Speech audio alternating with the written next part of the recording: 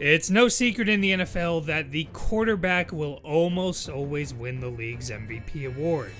It pretty much takes a historical season from another position to even have a chance at dethroning that year's top QB. In fact, the last non-quarterback MVP was Adrian Peterson back in 2012. And the last MVP to not play either quarterback or running back was Lawrence Taylor back in 1986. Pretty much if you're not getting the ball in offense about or at least every other play, you virtually have no chance at winning the award. Alan Page was the only other defensive player to win it, and even then that year's best quarterback was an inexperienced Roger Staubach, who didn't even start to begin the season. So now you're probably thinking, how in the world did a kicker win NFL MVP in 1982? Well, lucky for you, on this episode of Chase Chats, we'll be discussing the story of the straight-on kicker Mark Moseley, who somehow won MVP. We'll go over how he beat out the top players in the league that year, how his career transpired after that, and his wild career turn after the NFL, where he's helped to build a billion-dollar restaurant chain, which, by the way, is a personal favorite of Chase Chats, but we'll get to that later. In the 1970 NFL Draft, the Eagles selected Moseley in the 14th round. But unlike your typical future MVP, he was out of the league within 2 years. In 1973, he spent the season installing septic systems while writing letters to more than 24 NFL teams. Every day for 2 years, Moseley would wait for his wife to come home from work, and they would go to a nearby field. She would hold the ball, and he would kick just in case. And that determination paid off, with the Redskins signing him the next year. He ended up leading the league in field goals multiple times, starting in 1976. And in 1979, he made his first Pro Bowl. So at this point, he's had quite the career turnaround, as he pretty much established himself as one of the, I guess you could say, elite kickers in the league. The next 2 years, though, his percentages dropped off. He kicked for a combined field goal percentage of around 59%, which easily put him in the bottom half of the league. I guess that makes what happened the next season even more unbelievable.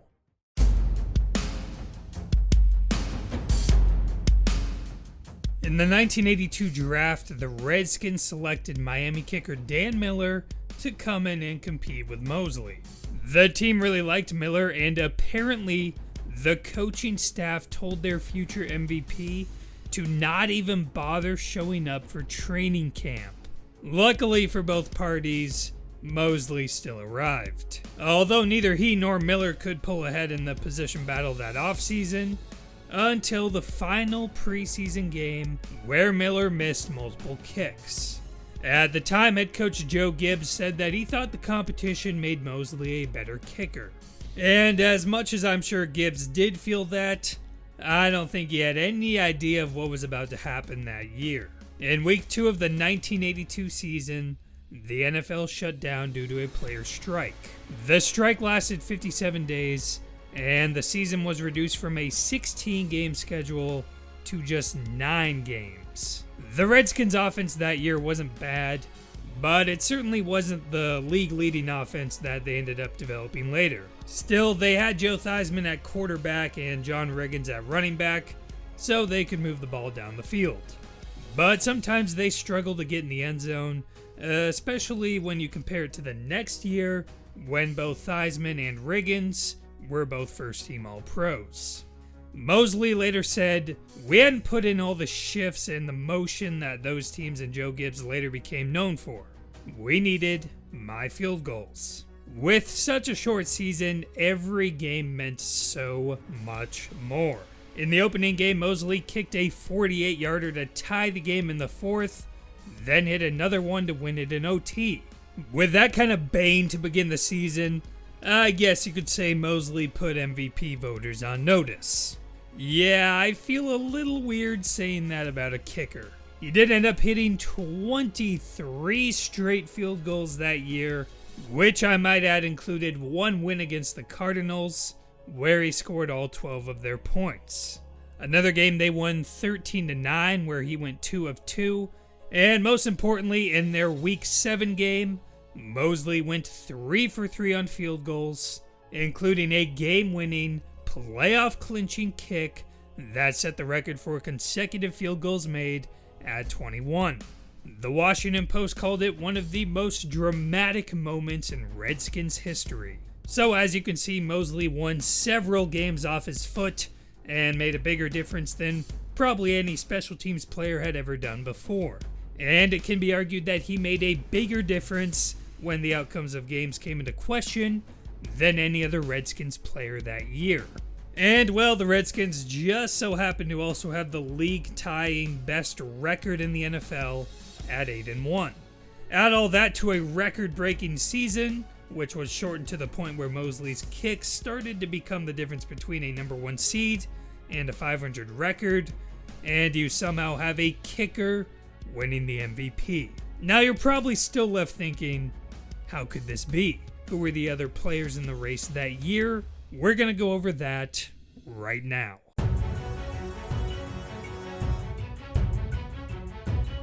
If we're going with the non-MVP typical positions, then Chargers wide receiver Wes Chandler has an argument too. In the 8 games he played, he averaged 129 receiving yards. The next 2 highest came in at 101 yards and 80 yards. So he clearly rose up above his position, just like Moseley. And Chargers quarterback Dan FOUTS led the league in yards, touchdowns, and yards per attempt. Still, the team didn't quite have the Redskins' success, but they did go 6-3. And maybe for that, FOUTS ended up finishing second in the voting. Now, if you value record, then the Raiders also went 8-1, with Marcus Allen leading the league in rushing touchdowns and yards from scrimmage. So with Moseley, besides being a kicker and rarely seeing the field compared to other positions, there's still further argument against him. For one, he missed 3 extra points that year, and secondly, he missed a field goal in the regular season finale, but that did end up being a blowout anyway. In the end, Moseley's field goal percentage at 95.2 was far higher than the league average at 68%. Still, the Redskins' defense that year was also largely responsible for some of those close wins. But Moseley just had what Grantland called sports writer fetishes on his side.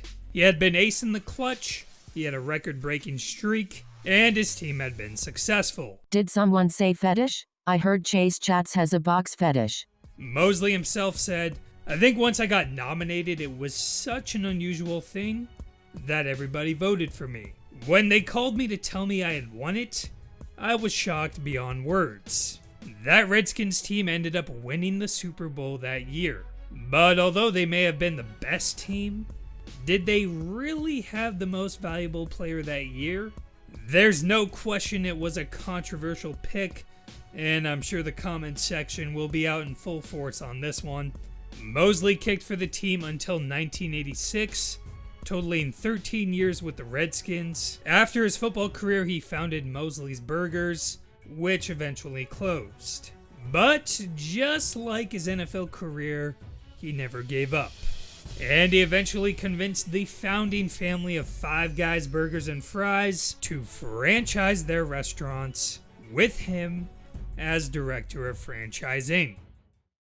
The real MVP was Mark Moseley's wife holding the kicks every day.